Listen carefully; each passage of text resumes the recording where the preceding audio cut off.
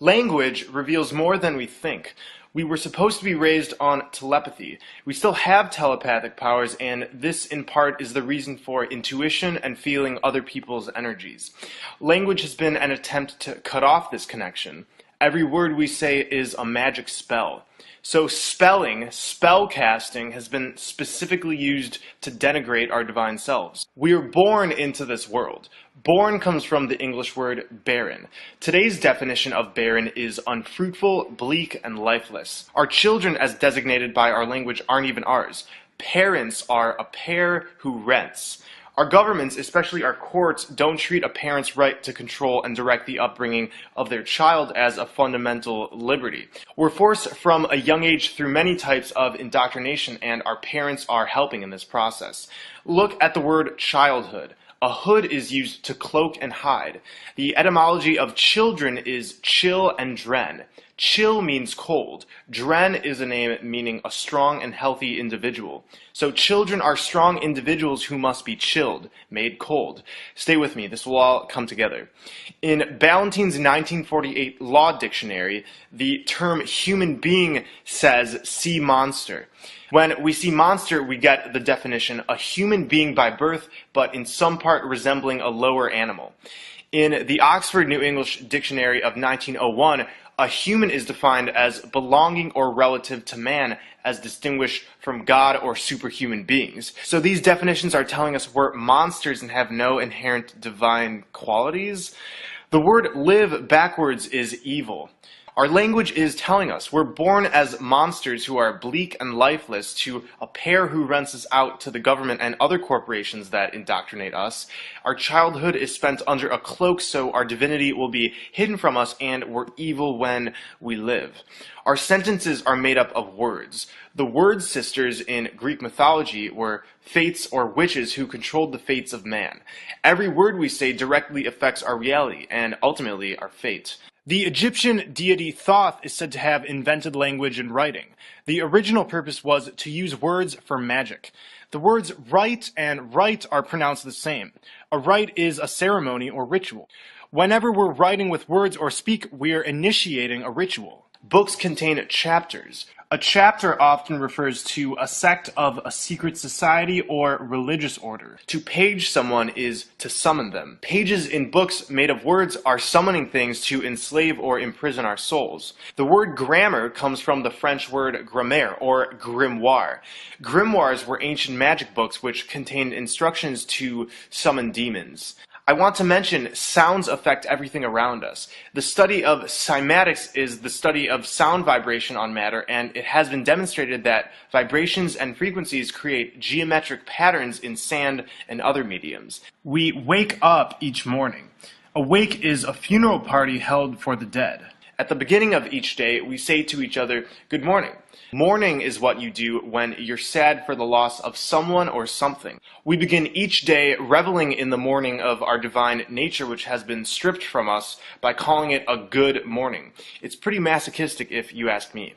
We then go to work at our occupation. When we occupy something, it can mean being occupied by a military force, like in war. Many occupations are focused on money and the dog-eat-dog mentality.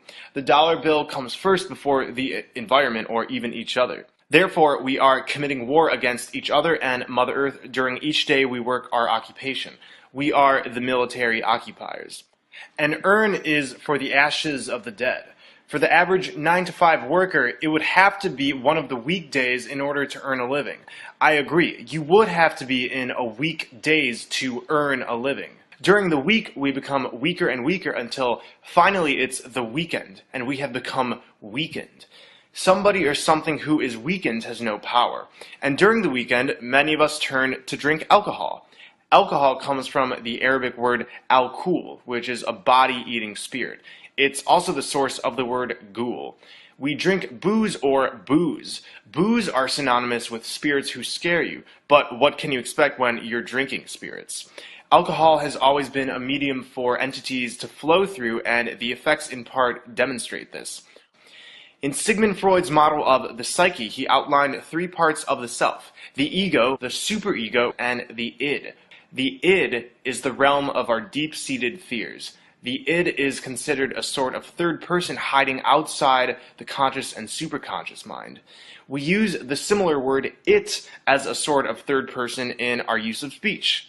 We unknowingly give power to our deep-seated fears and help create it every day with our thoughts and speech. In horror movies, we hear the phrases, "It's alive," "It lives," "It came from the sea," and "It came from outer space." Of course, we remember the movie It. The it, or id, once again is our deep-seated fears, and by saying this word in our everyday sentences, we're evoking these. We all know the phrase, "When it rains, it pours."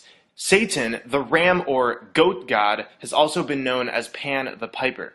A goat is a channel or pipe for water to flow through and comes from the Old English word gotan, which means to pour. So when it rains, it pours. The word it consists of an I and a T, which is a cross. To cross someone is to go against them or insult them.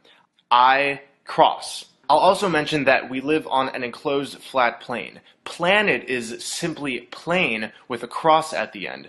It's also a planet. The plan with the lie of outer space and the many other lies used to trap us in a net of lies.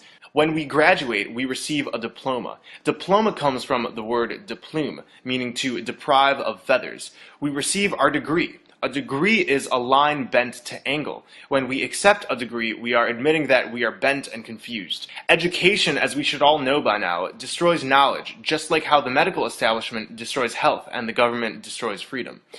All day we say to people, "Bless you," and "I'm feeling blessed." When we bless somebody, we're really telling them to be less. We should know when we pray to an external entity like God, we are actively telling the universe that we don't recognize our own creative abilities of manifestation. When we pray, we are really becoming prey. Somebody becomes prey when they are vulnerable. When we are praying, we are making ourselves vulnerable to other entities that don't always have our best intent. We have all the power within us, and we need to get off our knees. Our flat plane has been squared. This is in part what squaring the circle represents. The divine feminine, the circle, has been squared by masculine principles. Thoth, as I mentioned earlier, is the Egyptian creator of spelling. Thoth's name reveals a circle inside of a square. Thoth is made of squares in the form of the T-square and the H-square. The O is in the middle. Food for thought. Words act as electromagnetic vibrations, and it pulls us into confines by defining things in a reality made of free-flowing sine waves. It's just like the Saturn-Moon matrix projecting square waves on us. You could say we're helping in squaring our reality with these limiting sounds we utter from our mouth. And what's been given to us has been perfectly crafted, so we revel in language full of masochism and hatred for our divine selves. It's best we start learning to speak with a more conscious language. Everything we say is directly affecting this projection we're all in. We can use our intention and words to create amazing realities. One day we'll go back to our full telepathic nature, but for now, let's make the best of these spells.